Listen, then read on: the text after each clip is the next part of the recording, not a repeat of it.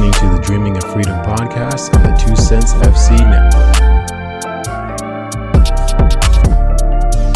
Welcome back to the Dreaming of Freedom podcast, where we talk about all things black soccer and Lionel Messi in MLS. I'm Jermaine. I'm Callie. And I'm AD.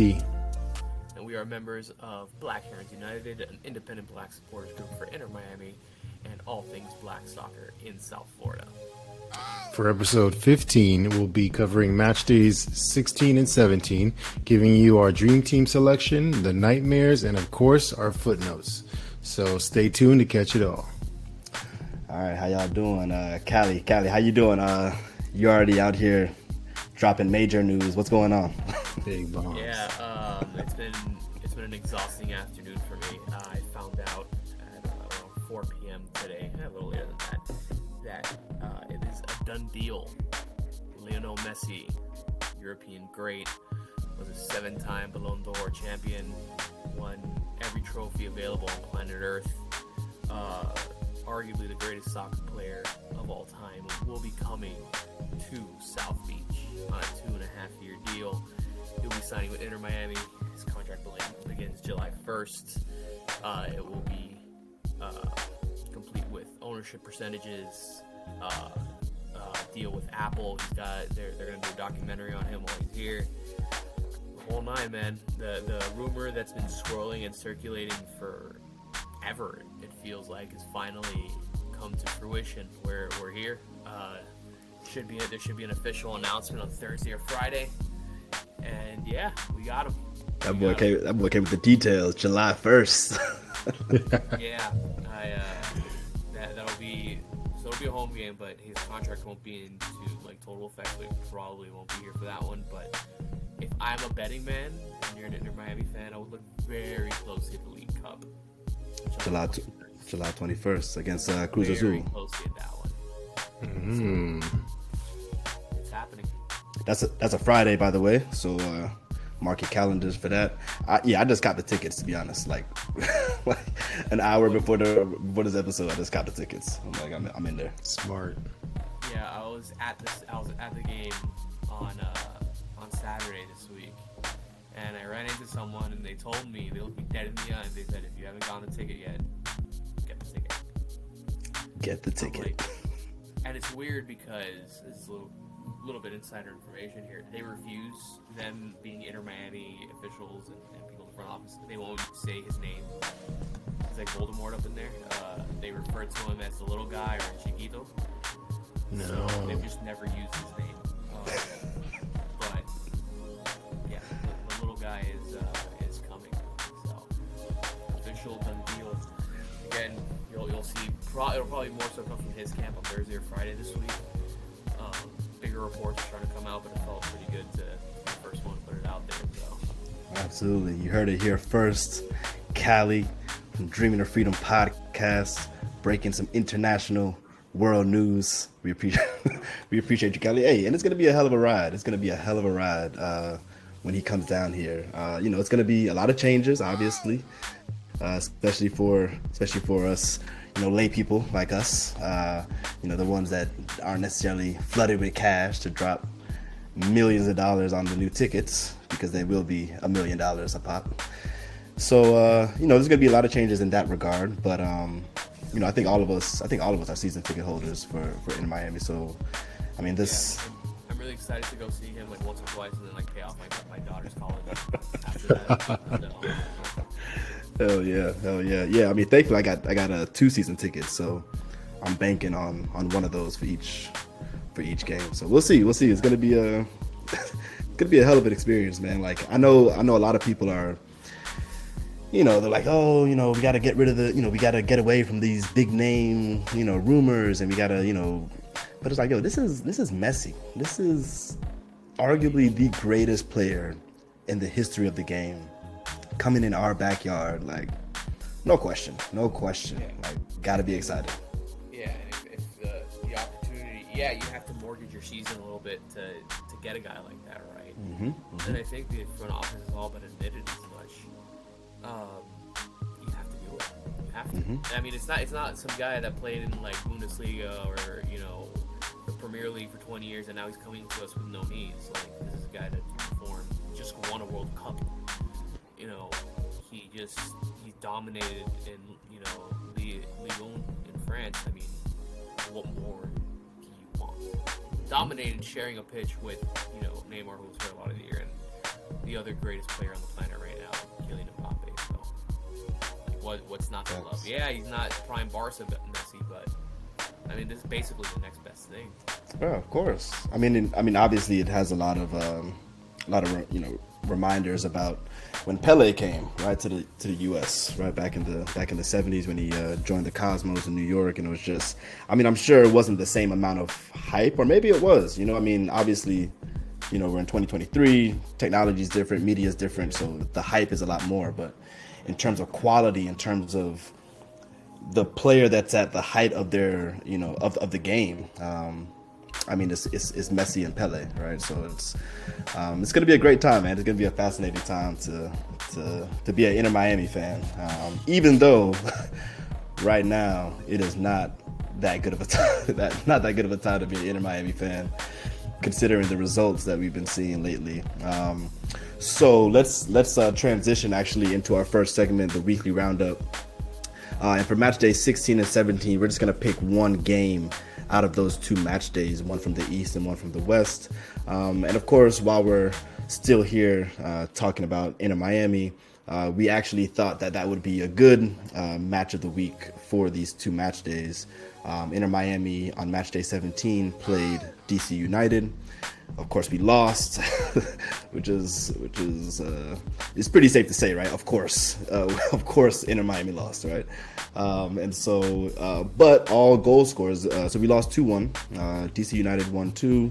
We have 1, and then, but all the goal scorers were black goal scorers. Okay, so for Inter Miami, we had the young boy, the comeback kid, Ian Frey, who we'll talk about a little later in the Dream Team. And for DC United, we had, of course, Christian Benteke and Donovan Pines. And we'll talk about both of those players in the Dream Team. But does anyone want to talk about Ian Frey, about Benteke? You know, I'm kind of looking forward to talk about Donovan Pines, but I mean, Ian Frey, right? He's someone that we've been watching for a few seasons now. You know, a homegrown player. Of course, he suffered some injuries, but we're starting to see him get some more minutes. How y'all feeling about Ian? Yeah, I mean, go ahead, Eddie. Excited to see him get some run, get his goal in. I was excited for him last season, right before he got his injury, because he was starting to look real promising, and then he went down, and I was like, so I'm happy to see him getting back in form. Love that form. Yeah, Ian Frey, local product, Coconut Creek, played for Weston FC, Miramar United, some very good local academies. Yeah, and AD, like you mentioned, like unfortunately came out, what was it, back-to-back ACL injuries, which is devastating. But now that he's been healthy, he's been on the pitch. I love the way he plays, man.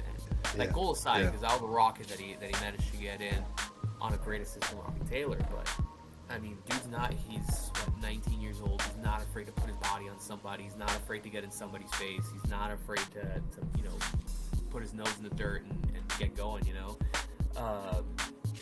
You know, and it's great for Inter Miami as a club that, you know, now obviously you have a guy like Leo Messi coming.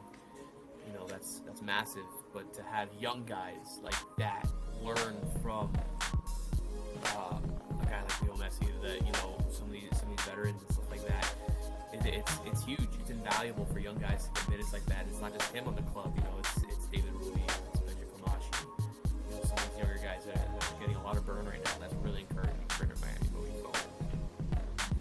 Yeah, I mean, I think one thing about Ian Frey that you know, I really love about his game is his composure, right? I mean, as you said, Callie, he's young, right? But when he gets the ball, it's just like, dude, this dude plays like he's 30, right? Like, confidence, composure, right? He collects the ball, he looks around, he has time, and he's also not afraid to put a move on somebody, right? Like, his footwork is nice, especially for a center back, right? So he's also I believe he's of Jamaican descent. So shout out to the Caribbean. I think his sister actually, right? His sister actually played for the Jamaican national team, the Jamaican women's national team. I think the youth teams, not the senior team, but so it seemed like a really dope soccer family. So it's there, Ian Frey is definitely someone to keep an eye on in this league. Hopefully he stays with Inter Miami for a long time. Hopefully we don't let him go like we've been doing a couple of our players. But Ian Frey is definitely someone to watch. He just seemed like a really smooth operator, right, on the pitch. He's just like really smooth with it. So it's great to see him, and it's important to mention that we were introduced to him as a center back, right? But lately he's moved up into kind of this midfielder position, this kind of center defensive midfielder position. So that's also interesting. Yeah, I'm not mad at it, right? I'm not mad at it. I mean, obviously we have a ton of injuries in the midfield, so maybe it was by necessity. But it's that composure, right? That we see. It's the confidence. Like he's not afraid to have the ball on his feet. And so, what's that saying? Out of necessity comes creativity. Oh, I don't know. I'm just talking. I don't know that saying, but it sounded like a good saying. So I'm writing that one down. Hey. The first time I'm giving you credit, the next one's mine. So. There you go. say that again, AD. Say that Out again. of necessity comes creativity. Come on. Write that down. But yeah, also mentioning that game, me personally, like obviously I'm an Inter Miami fan, as you can tell by the signed jersey hanging behind me and the hat I'm wearing. Whoop. Also, I'm dreaming of freedom. Sure. As a Liverpool fan, it was really cool to see Christian Benteke playing stateside, getting to watch him. And I know most people know him more from like Crystal Palace and stuff like that, but I remember when he was red. And Of course you do. yeah. So it was really cool to see that. I think that's one of the beauty of the thing of like being like an American soccer fan is like when those guys make that jump that you kind of grew up watching. Now you get to kind of see them in person. That's massive. Even a guy that I'm like biologically programmed to hate because he was an Evertonian and a United player, Coach Wayne Rooney.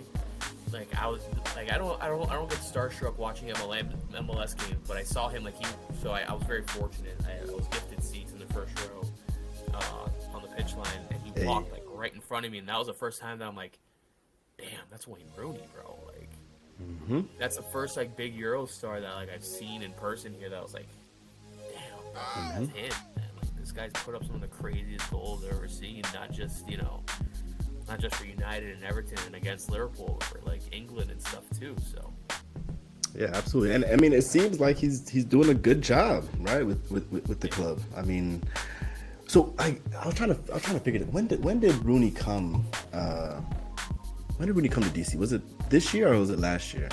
he took over officially last year. Okay. They're like at the bottom of the table, and he kind of turned it around a bit halfway through. Right. This is his first full year at the helm. Okay, yeah. So this is his first full year. Yeah.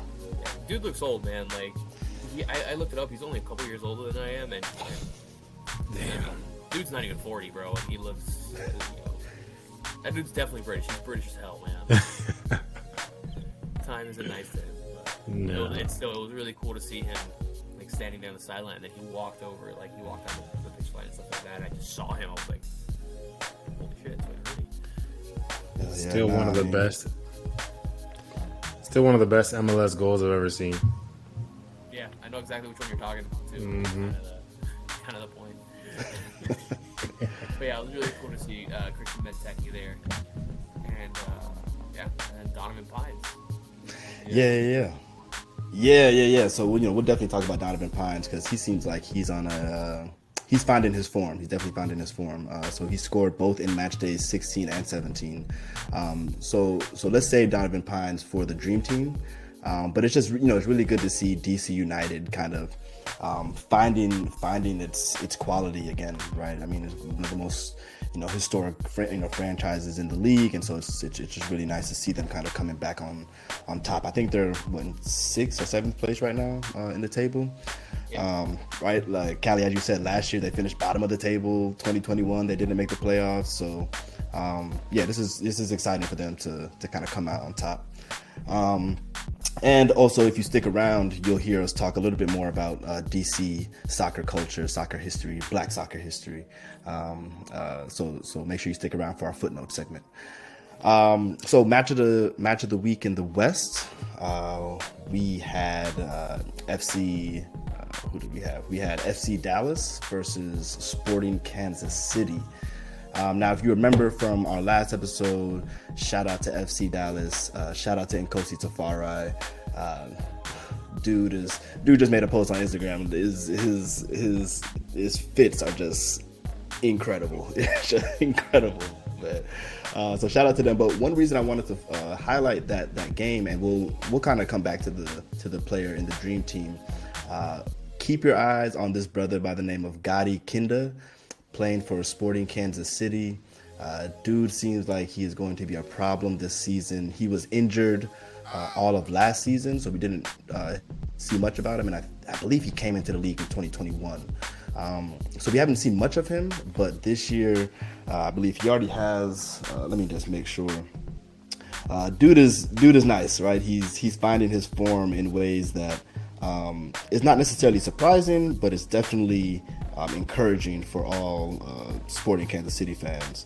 And so Gadi Kinda,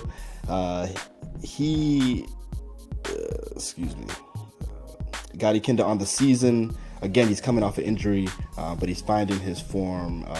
For the 2023 season, he had 2 goals, but in 8 matches, right? So the production is there, right? The efficiency is there. So let's see how Gadi Kinda performs throughout the rest of the season. He's also interesting because the brother's from Ethiopia, but he was raised in Israel, right? So he plays for the Israeli national team.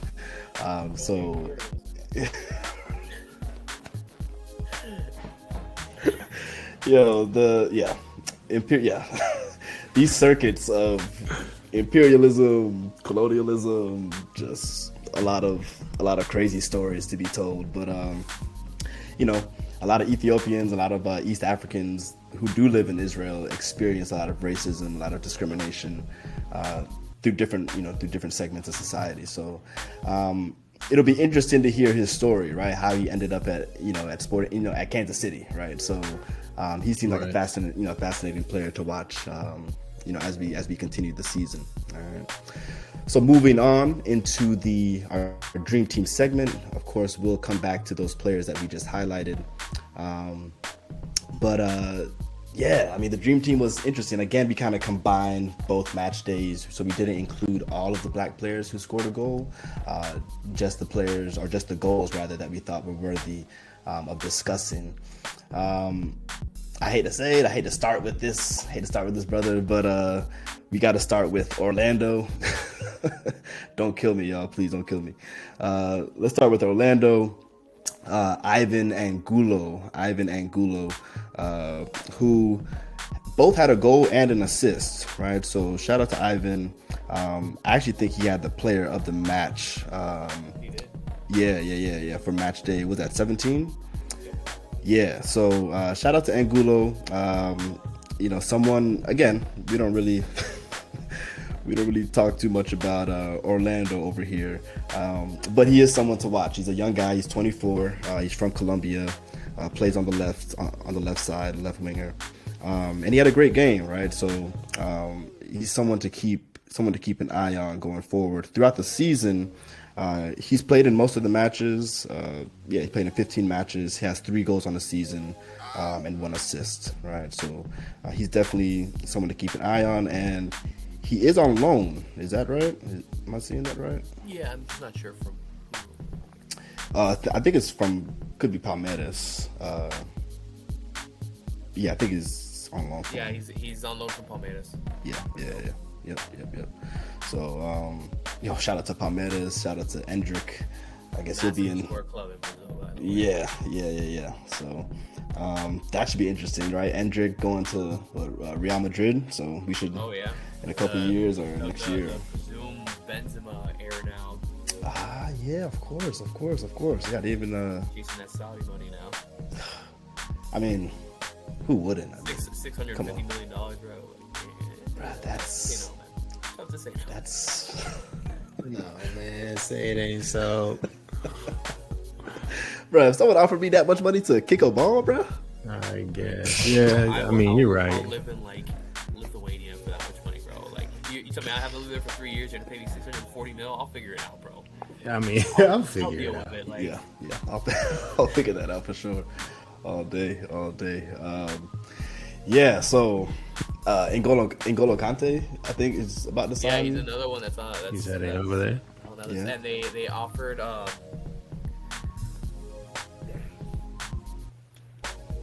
They offered Alan Satin. No, same accent. No, the one from Easy from Palace. Oh, Eberichi Eze. Yeah, they offered him, but he says he wants to stay in Europe. So. Okay. You think they Bruh. offer Salah? Don't say that. I'm sorry. I just had to, throw it out there. Salah's under contract for 3 more years now, so Okay. we're okay for the time being. I'm not ready to let him go yet. Yo, yeah, all right. I feel like we talked about Liverpool too much in this episode already. So I don't think we're talking about it enough. not enough, huh? Not enough. Oh Lord. All right, yeah. So let's keep it back with the let's get it back with the dream team. So the next 2 players we wanted to focus on actually are coming from Montreal, and it is Sanusi Ibrahim and Ari Lassiter. Who wants to talk about Ari real quick? Our Best guy. gritty in the league. Ari was beloved by us in the podcast at the very least. And Yeah. I know he has a Black Heron scarf somewhere because we gifted him one. And speedy winger. I think he was used kind of out of place in Inter Miami, and he's definitely flourishing a bit now in Montreal. So, but Yeah, his dad was a big time footballer too. Right, Roy Lassiter, right? Yeah. Played with the Fusion, Miami Fusion, Yeah. for a little bit. Played with. Ari I guess is eligible for the Costa Rican national team. Yeah, he is. So yeah, I mean, shout out to Ari, man. The dude is, yeah. I feel like he didn't receive that much. Roy Lassiter played with the U.S. national team too. 34 caps for them. Okay. Yeah. But Roy Lassiter, Miami Fusion, DC United, Tampa Bay Mutiny, Kansas City Wizards for you long time MLS fans. But Bet. Yeah, so shout out to Ari. As you said, Callie, he seems to be finding some form in Montreal. I mean, obviously getting more minutes. He's starting more. Shout out to Ari. The other player, and it was also an interesting game. So again, shout out to DC. It was against DC, Montreal versus DC United, match day 16. The other goal scorer for Montreal was Sanusi Ibrahim, and it was like back-to-back goals, right? Like in the 80th minute, like one of them got the assist, one of them got the goal, and then vice versa, right? So there seems to be some synergy between the two. But Ibrahim is someone also to keep an eye on, a young guy, 20 years old, from Nigeria. I believe before he came to Montreal, he was like the top goal scorer in the Nigerian league. In Nigeria he played with Nasarawa United and 36 Lion, which are both in the Nigerian Premier League. So good on Montreal. That's some solid scouting to go into the Nigerian Premier League and pull someone out like that. That's good stuff. And he's been a baller with Montreal, and he's gotten some burn too. Well, last year he got some burn too with the second Montreal team. I don't know if they're like Montreal 2 or how they title themselves over there, but dude, that's another one. Dude, he's very young and you can see it sometimes, but he has such a natural ability on the ball too. I think if he sticks around MLS, he's gonna be a superstar here. Yeah, I mean, obviously he seems to have high ambitions, right? I mean, just watching some interviews with him, he was talking, he would talk about just like wanting to be the top goal scorer in MLS, right? Coming from that environment in Nigeria, he really wants to kind of maintain that same level of quality in MLS. So hopefully he has a good career in MLS. I think he will. I mean, so far in the 2023 season, he has. This was his first goal, right? He's played in 13 matches. He's only started 4 of them, but he does have a goal and an assist on the season, right? So definitely someone to keep an eye on. Shout out to the diaspora. Shout out to Nigeria. So yeah, as we continue to go through the Dream Team, we also wanted to talk about Jeremy Ebobisse. We talked a little bit about him last episode for San Jose Earthquakes, and this dude is just balling, right? We told y'all last episode, keep an eye on Ebobisse because dude is just a natural goal scorer, right? So like every single one for him is a banger too. A banger. It's bro. like he doesn't do like no tap-ins or anything like that. Like Thank everything's you. like from outside the box or making a crazy run or something like that. Thank you. So like, keep an eye out for this dude. Also, again, we already talked about his leadership roles with Black Players for Change in MLS. So he's conscious, right? He's decolonizing bookshelves, right? So, so just watch Ebobisse. So right now in the 2023 season, he has 6 goals in 16 matches. And again, as Callie said, right, these are all bangers. These aren't just little tap-ins, in the right place at the right time, type of goals, right? These are goals where he's picking up the ball and looking to shoot, right? And so yeah, he's been fascinating. So he scored the only goal actually between San Jose and Seattle Sounders. So shout out to Jeremy. He's got to change his nickname to Bangers Only.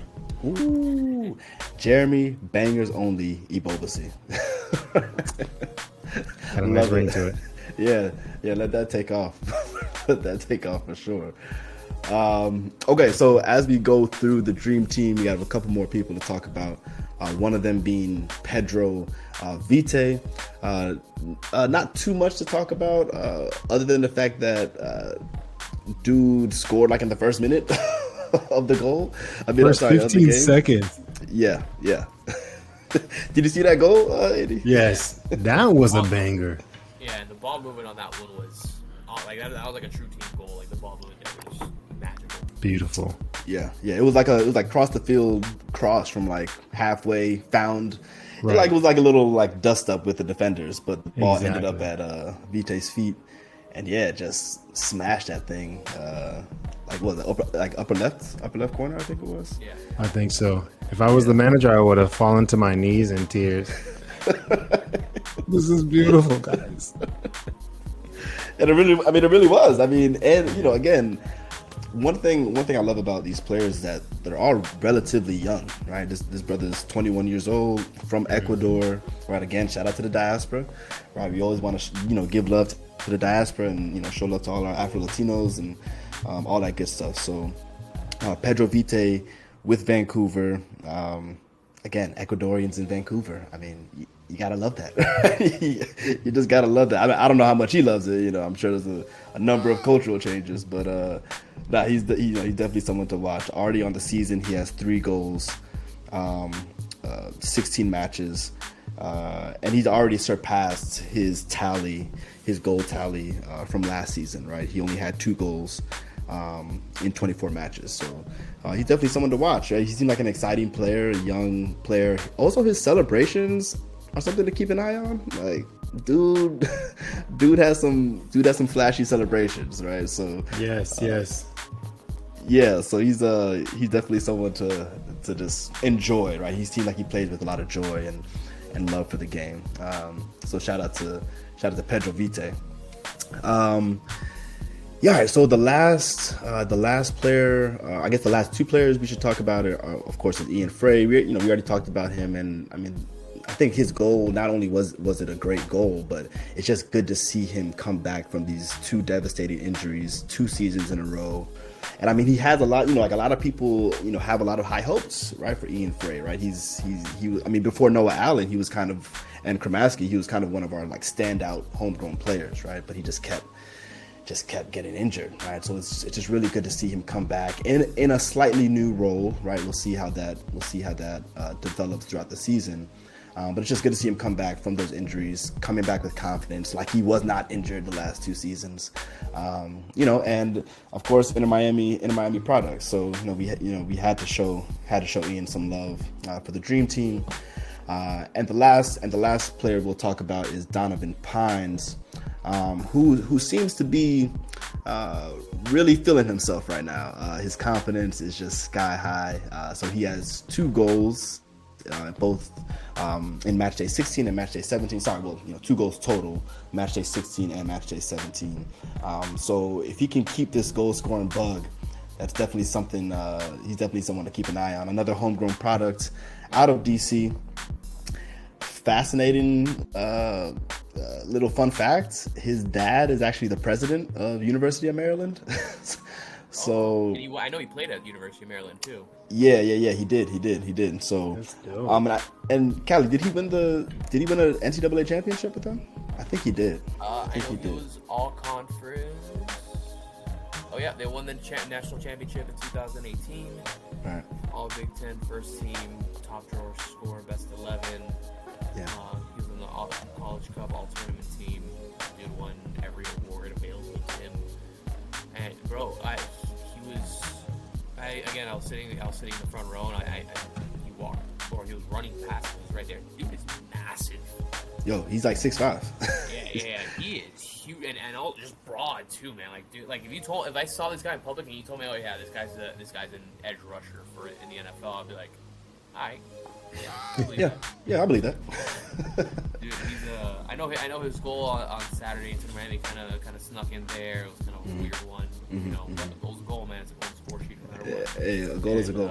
Just the way he played too. It's like he again just so clearly natural on the ball. Also like, and not just for any club, you like to see like homegrown guys, balling on the first team for their local club, like same thing with like Caleb Wiley in Atlanta type of thing. Like you love to see that kind of stuff. So seeing that for him is awesome.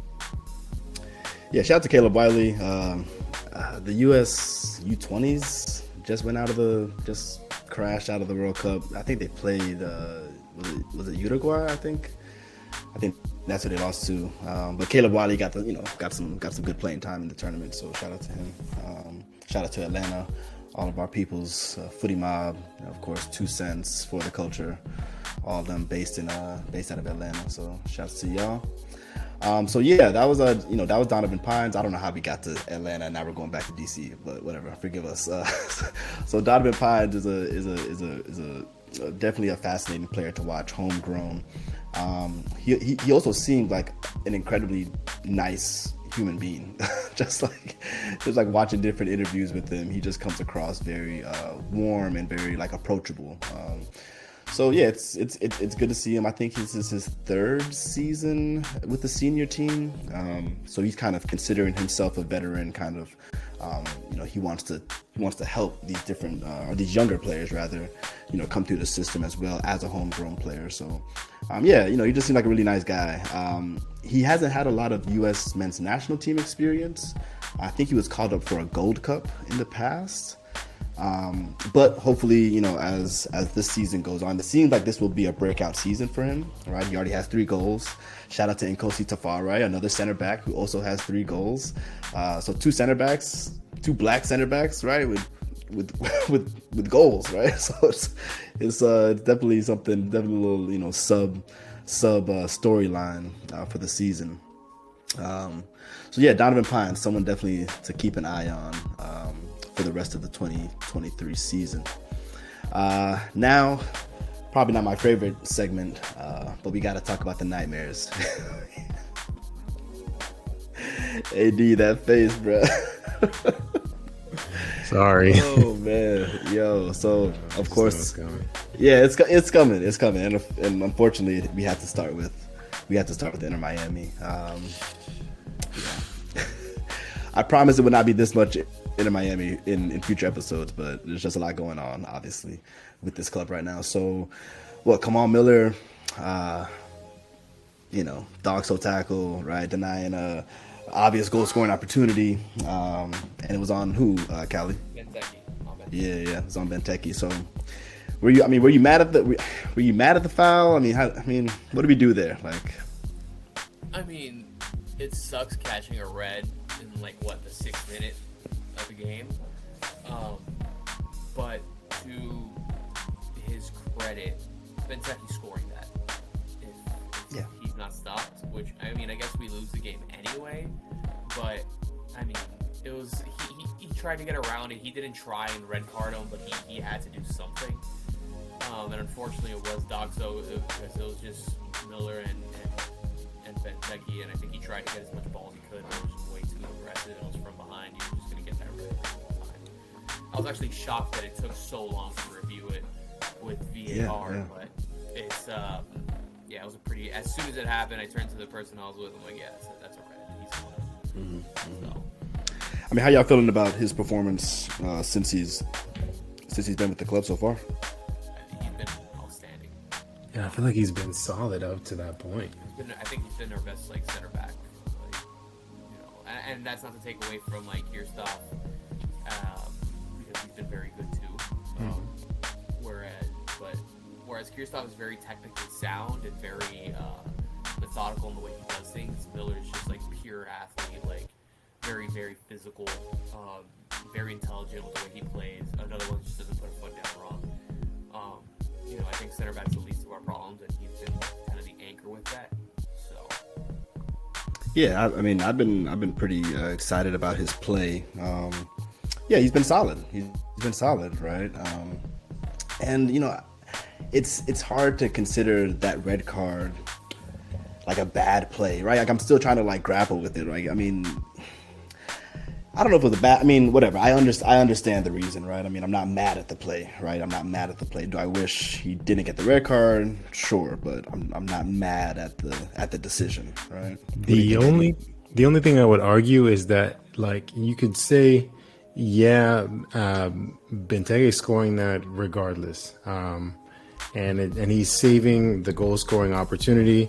But if you're getting a red in the 6th minute. Now we're playing at a deficit for the rest of the game, and say we do score that one goal that we have anyway, but who's to say that they score another one? So if it was the 86th minute, I get it, but the 6th minute, that's a fair point. That's a fair point. To be fair, the team played really well for about 80 minutes after that. Because Donovan Pine's goal just kind of rolled in. It was a weird one. That was another one that was looked at in the AR for a while, and then Benteke just broke away and he got one. So if you take away the weird one, Frey's goal and the Benteke's goal, it's a 1-1 game, and you live with that, But yeah, it sucks. You never want to be a man down for more often than not. So. Yeah. Yeah, no, that's a great point in terms of the timing, the timing itself of the foul was a little unfortunate, but whatever. It's, I guess we're not going to have him for the next game, so that's going to hurt, but whatever. We just got to live with it, right? We got to live with it. And Callie, to your point, I feel like we did play relatively well, right? We didn't feel like we had 10 men on the field, right? So we were competitive enough, at least enough to get a goal. So shout out Ian Frey. All right. So speaking of red cards, we have to talk about another player, Moisey Bombito. Moisey Bombito plays for Colorado Rapids. And he got 2 yellows in the game against San Jose. This was match day 17. So first of all, Bombito, Canadian brother. We talked about Canada last episode and just kind of the diasporic makeup of Canada's squad. We were talking about some of the players from Toronto. Obviously, a lot of Canadian players on that squad. So, shout out to Canada.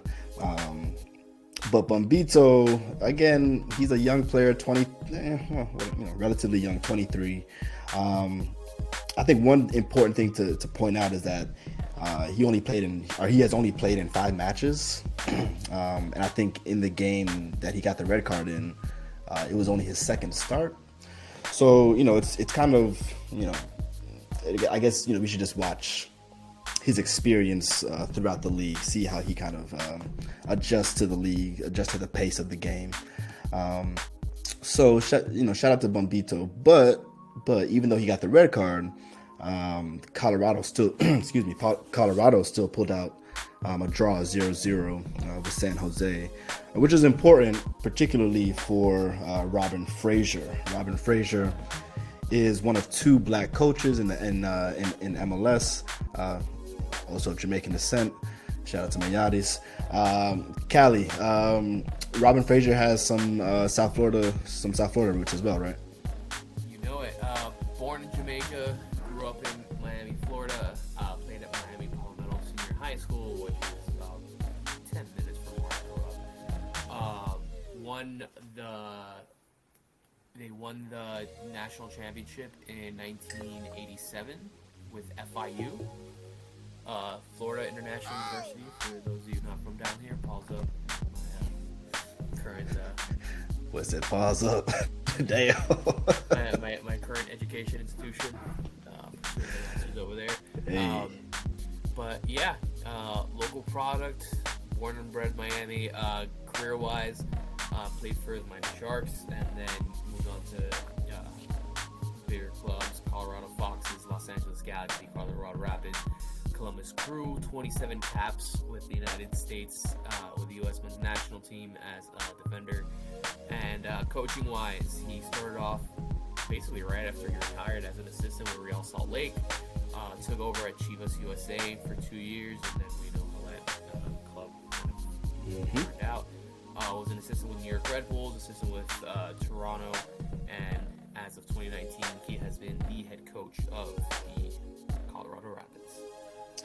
Yeah, and I mean, it seems like it's, so these are one of the examples that I think we should all appreciate. Right? We see an MLS club kind of really sticking with their coach, right? With their black coach, right? Through the good times and the bad times. Now, I hope I'm not speaking too soon, because Colorado, their performances aren't that good this season, right? They're kind of at the bottom of the table, surprisingly.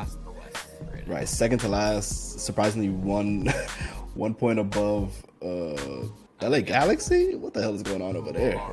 That's a whole different podcast. What in the hell is going on over there? But so I mean, even though they have some they're having a difficult season. Last year, Fraser actually did sign a contract extension through 2025. So we'll see. We'll see if he can survive that. But we always, definitely want to shout out our black coaches, our all but 2 black coaches in MLS. Dear God. So yeah, shout out to Robin Fraser, able to kind of pull out the draw even with some adversity with the red card with Bombito. So those are our nightmares for match days 16 and 17, or at least the ones that we want to talk about. There were a few nightmares. In fact, in match day 16, there were like 3 red cards, all of them from black players. So whatever. We won't go into details, but it's definitely something that we want to talk about. And think about this after our last episode. Like we're not bringing up these nightmares to criticize them per se, right? If anything, we want to show them support, right, in those moments, in those nightmare moments, right? So it's never good for a player to experience a red card or missing a penalty or giving up the penalty or what have you. So as a podcast, we definitely just want to highlight those segments in order to provide support, love, and especially with black players in the game, right? If you mess up, if you miss a penalty, what's on the other side of that, right? And so, these players definitely need as much support as possible, particularly in those trying moments, okay? So let's wrap up the episode with our final segment, the footnote segment. And we wanted to give a brief little history on DC soccer culture, DC black soccer culture. As we mentioned before, DC United is really doing a good job this season under the leadership of Wayne Rooney, under the leadership of Donnie P. And so we definitely wanted to just give them a little bit of shine.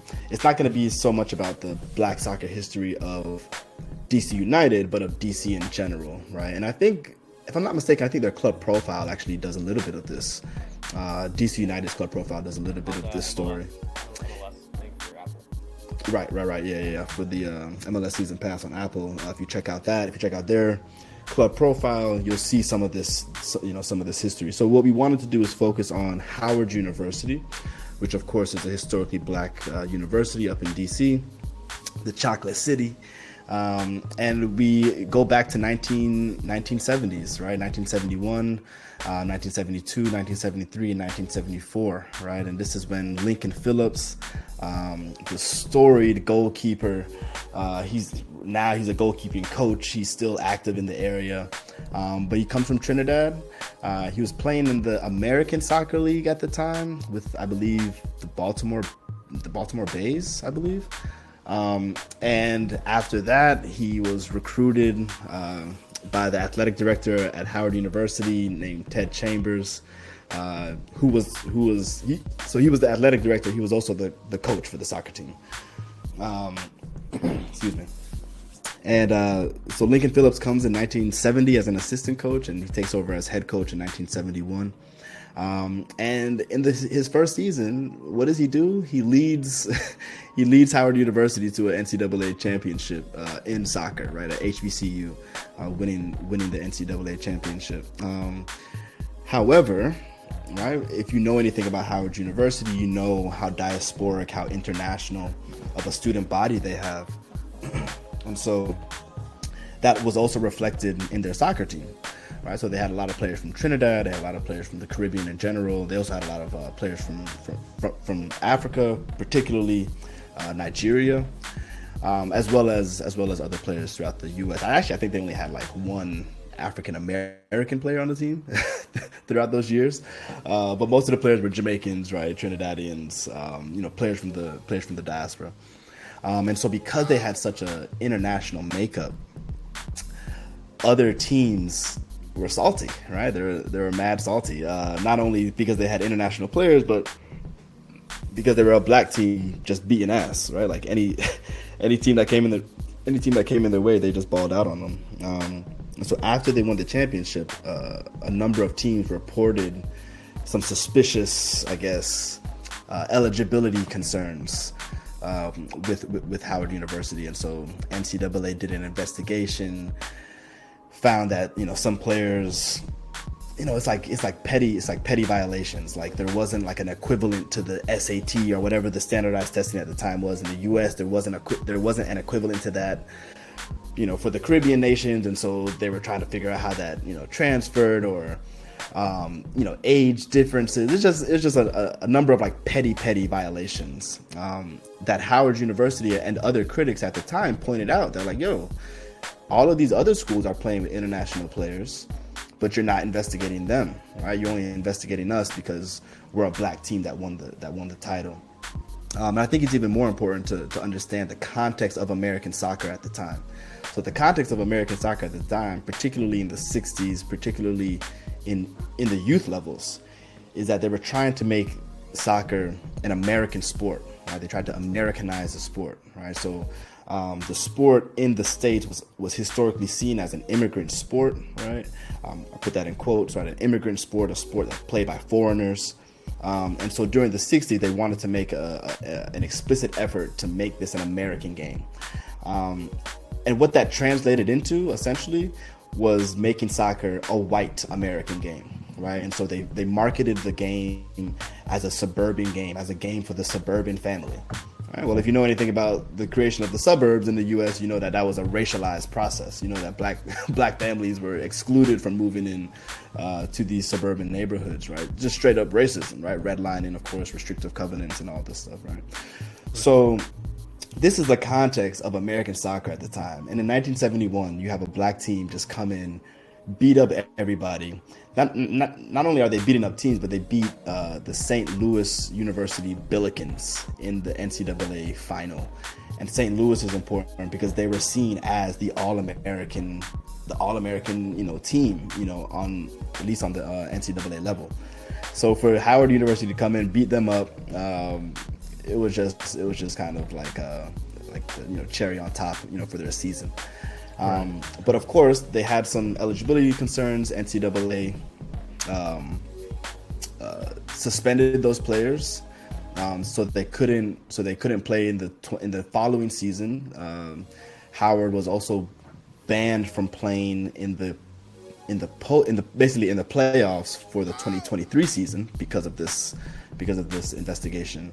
However, in 1974, after a recruiting trip to Nigeria that brought in a lot of Nigerians into the team, they go back and they win again.